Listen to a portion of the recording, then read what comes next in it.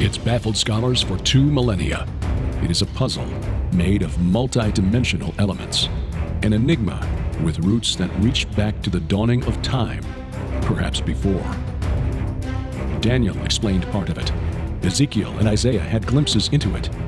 John saw it all for the time of the end. That time is now. Join Derek and Sharon Gilbert on a journey that spans the course of history, from Eden to Mount Hermon, from Hermon to Babel, from Babel to Rome, from Rome to the cross, and from there to us. Biblical prophecy is coming true before your eyes, and to understand it, you must discern the times both then and now. It's time to unravel the threads of this all-encompassing prophetic paradox. It's time to unravel Revelation. The Adversary. Welcome to Unraveling Revelation from Skywatch TV. I'm Derek Gilbert. I am Sharon Gilbert. This is a huge topic, and it's why we're spending so much time on it. In fact, Derek and I are writing a book right now that is tentatively titled, working title, The Gates of Hell, but it's all about Satan's kingdom versus the kingdom of our Lord. Right. And what's really interesting is that Satan, as we'll find over the next week or two, is not who we think he is. Much of what we think we know about Satan is actually the product of tradition in the church and not what's actually in the Bible. Our conception of Satan would be almost unrecognizable to the apostles in the first century. Well, isn't that interesting? Because we all think we know who he is. Be this entity, we're pretty sure we know he's red, he's got horns and a tail. Exactly. And there may be some reason for that in the older Mesopotamian traditions of some of the supernatural entities, but that is not how Satan is ever described. The only time Satan's physical appearance is ever described is in Revelation, where he's called the 7-headed red dragon. He is, however, described in the Old Testament in several places, and the biggest collection of Satan's activity is in the book of Job, and that's where we're going to start today, and then we'll get to that Mesopotamian stuff. Right. So get your tea or coffee. Right, join us. Sit down and relax. Get your kids and grandkids. We'll warn you if something comes up that is really not age appropriate, but they need to learn this. Yeah, Satan is... He's crafty. He's crafty. He's the great end times enemy of God. But as we've been saying all along, and if you've been watching us for whatever we are now, episode 104 or something like that, you'll know that by now we understand that Satan is not the only end times enemy. The Antichrist is not his subordinate necessarily. They appear to be more colleagues, and we'll get more into that as we get to Revelation 13. Simplifying it, a lot of the real entities, the players in this pantheon, they are being hidden. Right, and I think that's by their own design. Yes, They've convinced us, was it Baudelaire, the French author, who wrote the greatest trick the devil ever pulled is convincing the world he doesn't exist? Yeah. Yeah, well, there's a lot of that at work in the world today. So let's try to tease out what we can from the Bible. Consider this an intelligence briefing on the enemy of God. Let me grab a Kleenex here. Start with Job chapter 1, where we read about Satan. Beginning at verse 6, Now there was a day when the sons of God came to present themselves before Yahweh, and Satan also came among them. Now, we have to stop right there, of course, because that phrase, sons of God, is one that we encounter in Genesis chapter 6. And this is one that is very important in understanding the nature of this war. B'nai Ha-Elohim refers to supernatural entities. It always. Well, I want to read the Septuagint to you. Okay. Because the Septuagint version of Job, first of all, it's longer. And it has details that we don't get elsewhere. It says, there was a certain man in the land of Ausis. Okay. No, I didn't go back all the way to verse 1. I started in verse 6. Oh, well, I think starting at verse 1 is a really good idea because we find out why Satan goes to the Lord. Okay. So Ausis, I wonder where that is. Well, the land of Uz is how it's described in the English translation. The exact location is unknown, but it's probably in the Transjordan, that area east of the Jordan River that was either in the south near ancient Edom, as we've discussed in our weekly Bible study, the Gilbert House Fellowship. It's probably somewhere in the vicinity of Petra. And this is exactly, and this is one reason that I think it's important to go back to verse 1, because there is activity in that region that, as with the other players in the Pantheon, it's been hidden. Right. No, I think that's correct. I think that going back a little further to understand how we get to Satan is important. Yes, that region on the east side of the Jordan River was where all of the Rephaim tribes were located in the days of Abraham. Now, bear in mind that Job predates Abraham. And if you read a chronological study of the Bible, read a chapter a day or whatever, several chapters a day to get through the Bible in a year, in a chronological order, you'll go Genesis chapters 1 through 10, and then you skip to the book of Job, and then you come back to Genesis 11, and that's because Job probably lived several hundred years before Abraham. So the time frame here is probably toward the end of the 3rd millennium BC, sometime 2300 to 2000 BC, somewhere in there. I think you're right. And I also think that it's interesting that this is in the region of Petra. You and I have been to Petra twice. Yeah. And if you want to go to Petra with us next time, we'll tell you how after the break. But that may well be the origin of Islam. Right. There's a long supernatural history connected with Petra. It was long used as a place of pilgrimage for pagans. As we found when we went through Petra, there are what they call beetles, which are idols that are literally carved right into the rock of Petra, like the buildings. Betyl? Yes. That comes, and interestingly, as we found when we researched the book Veneration, it's a Greek word, derives from the Greek word betilia, which means living stones. But that derives from the older Hebrew. Yes, say that again. Yeah. Living stones. Living stones. There are a lot of myths that have to do with living stones. Yes, and it is believed that the sky god Uranus, when he was engaged in his war with the Titans, led by Kronos, he threw these living stones down to Earth, meteorites essentially, and so they were venerated by the people around the Mediterranean. Many of these were held to be sacred, but the word derives from the Hebrew term Beit El, meaning house of God. Yes, now we have Jacob who rests his head on a stone, and he sees angels descending and ascending in that place, and he realizes this is a holy place. This is the house of God. Right. We would call it a portal. Yes, but the pagans later twisted that and began venerating the stones themselves. Yes. Instead of, like Jacob, he set up the stone as a marker.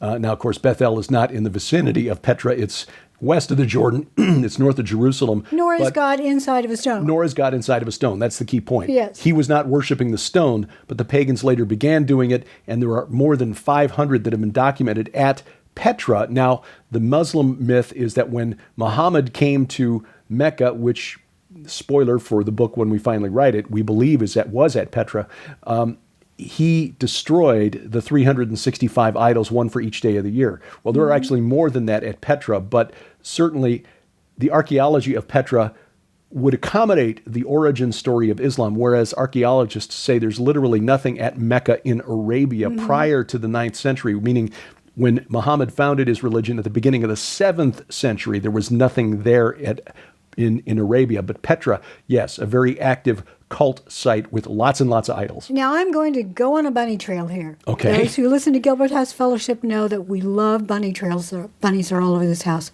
Well, metaphorical bunnies.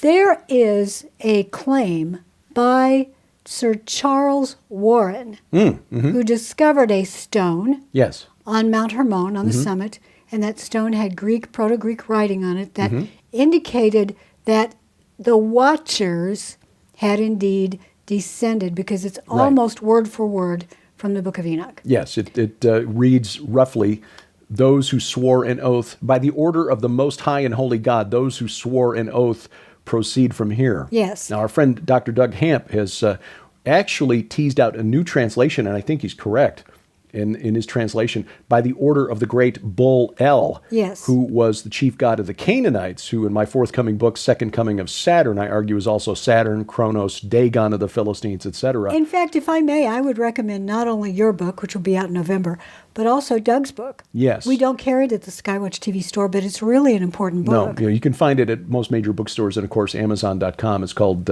Corrupting the Image 2. And it deals with the rebellion on Mount Hermon. But Doug's new information is the first new information from this stone on Mount Hermon, which is where El held court, according to the Canaanites. Exactly. In over 100 years. Now, the reason I bring this up is because Sir Charles Warren wrote to the Palestine Exploration Fund that he believed and had heard locally that Adam took 5 stones from 5 summits. Yes, sacred mountains that were embedded in the Kaaba at Mecca, and it was believed that those stones included Mount Ararat, Mount Carmel, Mount Sinai, Jebel al-Nur, which is where Muhammad got his revelation, allegedly, and he heard from some entity, but it wasn't an angel of God, and Mount Hermon. Yes, exactly. So, now, if the story were true, that the legend was that 5 stones were taken by Adam. Again, this is fake news from the fallen realm. Understand that. Fallen realm wants us to believe that 5 stones were taken to Mecca. That's Petra.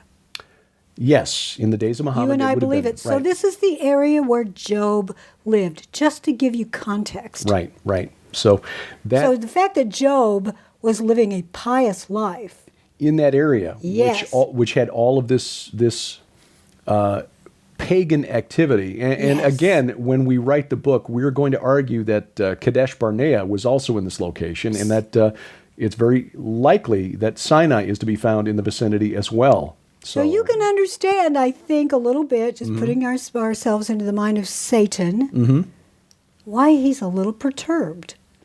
As much as he's trying to get everybody on board with his activity, this Job just won't do it. And not only does he, pray for himself just in case his kids ever sin, he offers things up for them too. Exactly. So you want to continue reading? He's a problem. He's a stone in Satan's shoe. Yeah, and if we are correct in our theory that Sinai is in this vicinity, the mountain where Moses first encounters God in the burning bush, is called the Mountain of God, but in Hebrew, Har Elohim actually can mean Mountain of the Gods. Yes, and I would recommend you read all of Job. In fact, our daughter got into reading Job when she was probably 11 years old. Really, and I loved it too. I'll just tell you that Job sacrifices for himself, for his wife, for all of his kids, 7,000 sheep, 3,000 camels, 500 yoke of oxen, 500 she-asses, and a very great household. He had a great husbandry on the earth. This is how much he had. He possessed a lot. So God had really blessed him. Well, it's made Satan really mad. So verse 6. Yes. There was a day when the sons of God, and again, these are not the righteous sons of Seth, these are literal supernatural entities, B'nai Ha-Elohim, came to present themselves before Yahweh, and Satan also came among them. Now, our English translations render this as a proper name, but what we need to remember is that in the Old Testament, Satan is never, in the Hebrew, it is never a proper name. No. It is a title, Ha-Shatan, the Satan. Satan. Lord actually does assign that name to an entity. Right, as in the a New proper Testament. Name. In the New Testament, but not in the Old. Right. I tell you what, we're running low on time for the first half, so why don't we take a break? Yeah. Come back and we'll go from We'll there. describe the job description, because that's really what the Satan is. What is the Satan? Unraveling Revelation continues after this. Call now and get Pentagon analyst Lieutenant Colonel Robert McGinnis' brand new book, Give Me Liberty, Not Marxism, along with his groundbreaking best-selling book, Progressive Evil, and Dr. Thomas Horn's explosive original expose on the Marxist-driven deep state cabal, Shadowland, with the Shadowland Companion DVD. This is an exclusive offer for our Skywatch television audience. Yours for a donation of $35 plus shipping and handling. Lieutenant Colonel Robert McGinnis' brand new book, Give Me Liberty, Not Marxism, examines what current American leaders, including the Biden administration and his allies, intend for the United States that may very well usher in a biblical prophetic end times, reveals the growing support in America for Marxist ideologies, socialism, communism, progressivism, and what that means for America, explains the Marxist satanic and occult history, which influences America's ongoing cultural revolution, provides Christ-centric and pre-rapture recommendations should we come under the grip of a Marxist one-world government, and so much more. This incredible special offer also includes Colonel Robert McGinnis' best-selling work, Progressive Evil, which reveals precisely how radicals in government and in our very own communities are steadfastly redefining America's rights, institutions, and ideals, making her globally irrelevant for the end times. But that's not all. You'll also receive Dr. Thomas Horn's groundbreaking expose, Shadowland, with the Shadowland Companion DVD, which includes the original 5-part Skywatch television investigative series deemed too hot for network television, not available anywhere outside this exclusive offer. This book and DVD series exposes the deep state actors from the Clintons and Obama to Joe Biden and the occult elite who are at war with Christianity and America's destiny, demonstrates the diabolical body count lists and sacrificed whistleblowers who have attempted to thwart the plans of the global elite, and discloses the occult concepts and practices of a mysterious DC-based shadow empire. Sold separately, these items hold a retail value of $85. Yours now for a donation of only $35, plus shipping and handling while supplies last. Don't miss this once-in-a-lifetime Skywatch TV exclusive offer, the Give Me Liberty Patriot Package. Available now at skywatchtvstore.com. Order now or call 1-844-750-4985. Welcome back to Unraveling Revelation from Skywatch TV. I'm Derek Gilbert. I'm Sharon Gilbert, and we've got our tea. You need your tea and coffee, whatever, your orange juice for your kids. And we will go through and unpack what's going on. But first of all, I want to tell you how you can go to Jordan with us next time we go. And you can see all of these things we're talking about. Just go to skywatchinisrael.com, skywatchinisrael.com. You'll see all of the details there. You can go ahead and sign up, and you won't risk your investment, because if something happens that we can't go, Aaron Lipkin is willing to refund your money. Yeah, it's a wonderful opportunity to make the Bible come alive. And you'll find all the information, get a sample itinerary and a breakdown of all the costs at skywatchingisrael.com. That is right. Skywatchingisrael.com. That's right. Yep. And Jordan is the extension. So it's a little bit more money, but once you're over there, why not go? It is an experience that is unlike any other. Oh, yeah. And all along the way, we're teaching and preaching. Our next tour, we'll be joined by our colleagues from Skywatch TV, Donna Howell and Allie Henson, and our good friend, Messianic Rabbi Zev Porat will join us. And he's got information to give you that you're not going to hear anywhere else. Oh, my. The actual historic locations of the crucifixion and resurrection. And they're not hidden. On the tours. They're hiding in plain sight. Yeah. One of them's a parking lot. Yeah. Oh, cute. Wow. Joni Mitchell. Yeah. Well, the Satan, Ha-Shatan, a title, not a name. What does this actually mean? What is the Septuagint? How did the Jewish scholars 300 years before Jesus translate Ha-Shatan? Well, interestingly enough, and it came to pass on a certain day that Job's sons and daughters were drinking wine. Sorry, verse 6. I skipped ahead to 13. And it came to pass on a day, that behold, the angels of God came to stand before the Lord. The angels of God. This means he's called a council meeting. Yes, and it also means that the Jewish religious scholars, 300 years before Jesus, understood that the sons of God, the B'nai Ha-Elohim, they understood that phrase means not humans, but angelic beings or supernatural beings. Exactly, and this is something to get your kids and grandkids. You guys need to know this. The Lord has a council.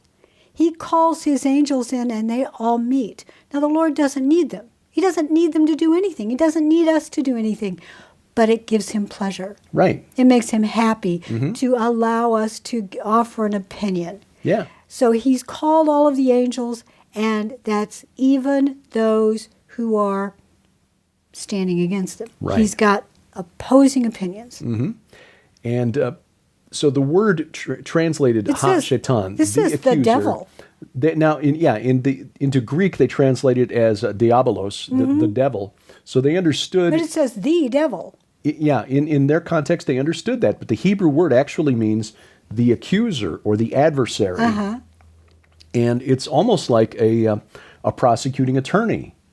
It's somebody whose job, it appears anyway, is to test humanity and see if we're living up to God's standards. And I think he really enjoys his job.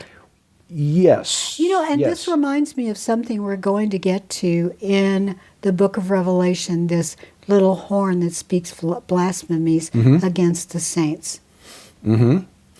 That, we'll discuss that, because I think that is actually a reference to another entity. Yes, but if you're thinking about someone operating its mouth. Right. Yeah. It's really interesting that we have a number of entities that oppose God, but the job title for Ha-Shatan, the Satan, Yes. the devil, is that he goes around and makes sure that we're all obeying by finding our weaknesses. Doesn't mean that I think it's clear in the New Testament that he opposes God. Right, He's not just a prosecuting attorney. He's on the other side. It's pretty clear that by this point, he is no longer serving God, that he is absolutely opposed to God. And that's one reason that I argue that he's not been kicked out of heaven yet. Okay. The day's coming when he is going to get kicked out. And that's why, as we discussed in the previous program, that Jesus says he saw Satan fall from heaven like lightning. Yes. In that first century context, he swept a third of the angels down, or convinced them to come down with him in his rebellion. And when he is kicked out, he's going to be angry. And he will go up against those who love Jesus because his time is short. Right. Because he knows exactly how much time he's got at that point. Yes. He's read prophecy. Yeah. He knows how many years are left. And it appears that based on Paul's letter to the church at Corinth in 1 Corinthians 2, that the rulers of the age, the archons, didn't understand what they were doing. When they thought they had Jesus right where they wanted him, he's fully human, now we can take his inheritance. Maybe that was the point where Jesus was saying, look, I know what you did, or know what you're going to do. Yeah. And you think this is how you're going to take away the inheritance that I rightfully own, because he is the only one, fully God, fully man, who can restore a human to the throne of the But Jesus earth. was not going to do it as an incarnate human. He had to die first. Right. As the only human who fully lived the law perfectly. Well, Satan didn't want him to do that. Right. And hence the temptation. Exactly. Right. Now he's And that's- tempting Job. And that's his role. Yes. Verse 7, Yahweh said to Satan, "From where have you come?" Satan, or the Satan, answered Yahweh and said, "From going to and fro on the earth and from walking up and down on it." And Yahweh said to Satan, "Have you considered my servant Job, that there is none like him on the earth, a blameless and upright man who fears God and turns away from evil?" God was pointing to somebody who lived in an area where apparently the fallen Elohim had staked out territory. Again, this was the area east of the Jordan River where the Rephaim tribes lived not long after, in the days of Abraham, because that when the kings came from the east and they to fight against Sodom and Gomorrah and their allies, they had to do battle against the Rephaim tribes first. Exactly, because the assumption, if you don't really pay attention, is that, hey, Job was the only one on the whole earth. No, the Lord was specifically pointing to someone in that region, specifically. And of course, he knew exactly how all this would play out. Yeah. However, the angels are limited. They are not all knowing. Satan didn't realize that God was goading him. He was setting him up. Then Satan answered Yahweh and said, "Does Job fear God for no reason? Have you not put a hedge around him and his house and all that he has on every side? You have blessed the work of his hands, and his possessions have increased in the land. But stretch out your hand and touch all that he has, and he will curse you to your face." And Yahweh said to Satan, "Behold, all that he has is in your hand, only against him do not stretch out your hand." So Satan went out from the presence of Yahweh. Now, a study of Job is way beyond the scope of this study, but this gives us some insight into how he operated as the adversary. We also see in 1 Chronicles 21, where the Satan provokes David into sinning by conducting a census of Israel, and that's what brings the destroyer, the angel of Yahweh, to bring a plague that cuts down thousands of Israelites because of David's sin. We have studied the book of Job twice now in Gilbert House Fellowship, and I've loved the opinion when I've looked at a lot of the sort of articles about this, trying to exegete the truth out of it. All of the things that Satan brings against Job, there's only one survivor. And that one survivor runs to Job to tell him what happened. I have read the opinion that that one survivor is actually Satan in disguise. That no one survived, that it was Satan in disguise who made sure Job found out about it. Yeah. And Job, of course, reacts like many of us would. Woe is me. Why is this happening? I've followed all of God's laws. I'm a righteous man. I'm a good man. I don't deserve this. Until finally, God at the end kind of corrects Job's thinking just a little bit. And the other angels in heaven are watching all of this. They're watching and learning. They're realizing that the love, the tender care that the Lord Almighty, God Almighty, bestows upon Job. He allows Satan to do whatever he wants to do, but he sees the love that Job knows is there. And it's a lesson to them, because our older brothers, the angels of heaven, many of them rebelled. And so they're watching, okay, he's probably going to rebel. But Job didn't. No, he didn't. It's a lesson to those rebels. Yeah. And while we're often taught that Job is a lesson in patience through adversity, there's a lot more that we can learn about the activity of the supernatural realm here, because you see the divine counsel in action in Job 1 and Job 2. You see Satan in his role as the adversary or the accuser. You see God, basically explaining to Job, hey, look, where were you when I laid the foundations of the universe? But Job also describing characters in Scripture that are otherwise mysterious, and most pastors don't talk about, like Behemoth and Leviathan, the chaos monster. Yes, exactly. That Job was aware of that. Those stories were around. And that Job, in that very famous passage in Job 19, says, I know that my Redeemer lives, and at the end, my eyes will behold him. Yeah, yes. I will see him with my eyes and not another. Job prophesies the ultimate resurrection of the faithful before Abraham. And this was when they didn't really have an understanding of the nature of the afterlife in ancient Mesopotamia. So yeah, some really, really fascinating meat in the book of Job. But today, just a little picture of the activity of the Satan and his role as the adversary. And next week, we'll continue this discussion. And if we get to it, talk about how our perception, the concept of Satan, changed in the centuries after the resurrection of Jesus. We thank you for watching Unraveling Revelation from Skywatch TV.